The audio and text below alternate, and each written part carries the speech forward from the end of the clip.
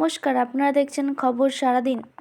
আগামী 24 ঘন্টায় পশ্চিমাঞ্চল সহ দক্ষিণবঙ্গের জেলাগুলিতে শৈত্যপ্রবাহের সতর্কতা জারি করল আলিপুর আবহাওয়া দপ্তর। তবে আগামী রবিবার থেকে আবহাওয়ার পরিবর্তন হতে পারে। এক নজরে দেখে নেওয়া যাক কোথায় কত তাপমাত্রা থাকতে পারে।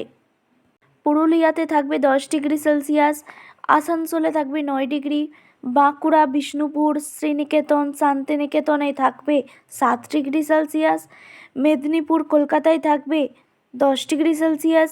এছাড়াও হাওড়ায় ও অশোকনগরে থাকবে 9 degree Celsius. Diamond Harbour, Digha অঞ্চলে থাকবে 10 ডিগ্রি সেলসিয়াস। এছাড়াও নদিয়াতে থাকবে 9 ডিগ্রি সেলসিয়াসের কাছাকাছি। সল্টলেক, কালীপুরে থাকবে 11 ডিগ্রি সেলসিয়াস। মালদাতে থাকবে 9 ডিগ্রি সেলসিয়াস। এছাড়াও মুর্শিদাবাদে থাকবে 8 ডিগ্রি সেলসিয়াস। দার্জিলিংয়ে থাকবে 2 ডিগ্রি সেলসিয়াস, কালিম্পংয়ে 10 ডিগ্রি সেলসিয়াস, শিলিগুড়ি, জলপাইগুড়ি, কোচবিহার জেলাগুলিতে থাকবে 9 ডিগ্রি সেলসিয়াস।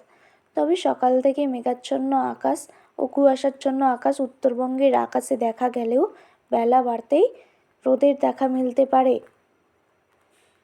আবহাওয়া সংক্রান্ত বিভিন্ন তথ্য পেতে আমাদের চ্যানেলটিকে সাবস্ক্রাইব করবেন এবং খবরটি ভালো লাগলে একটি লাইক ও শেয়ার করে দেবেন। ধন্যবাদ।